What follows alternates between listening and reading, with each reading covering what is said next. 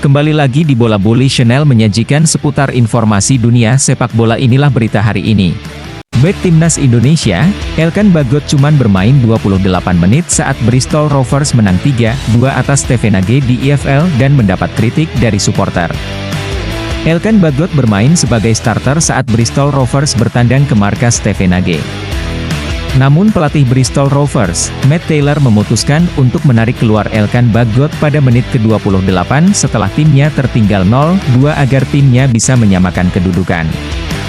Keputusan Taylor untuk menarik keluar Bagot tampaknya berhasil karena Bristol Rovers langsung mencetak gol 1 menit kemudian melalui Luke Thomas.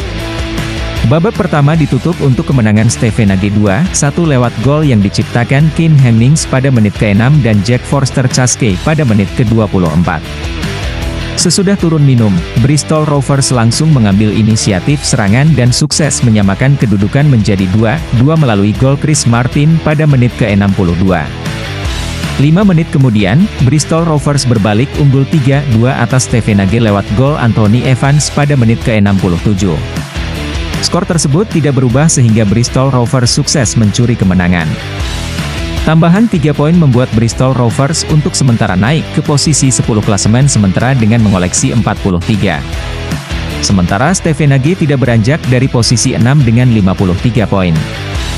Meski menang, banyak supporter Bristol Rovers tidak puas dengan penampilan timnya, khususnya Elkan Bagot yang dipinjam dari Ipswich Town pada bursa transfer Januari. Timnas Indonesia secara mengejutkan bisa lolos dari fase grup Piala Asia 2023 untuk pertama kalinya sepanjang sejarah dengan mayoritas pemain muda. Minat untuk membela Timnas Indonesia juga kian meningkat usai dua bintang Eropa yakni Jairo Riedewald dan Ula Romeni secara terbuka ingin menjadi bagian skuad Garuda. Meski demikian, hal itu mendapat tanggapan dari ex-pemain Belanda sekaligus ketua KNVB yakni Gijs de Jong yang mengingatkan jika Timnas Indonesia jangan terlalu sering mengambil pemain dari negaranya. Akan tetapi, apabila melihat fenomena Timnas Indonesia yakni mengambil pemain yang tidak mendapat panggilan tim senior Belanda, hal itu tampaknya tidak memengaruhi stabilitas skuad oranye. Hal ini karena sejumlah pemain potensial seperti Nees Hilgers dan Tijani Reijers pernah menolak tawaran Timnas Indonesia demi bermain untuk tim senior Belanda. Sementara bagi mereka yang memilih untuk main di Timnas Indonesia merupakan pemain yang sulit untuk dipanggil tim senior Belanda seperti Tom Haye dan Jay Itzes.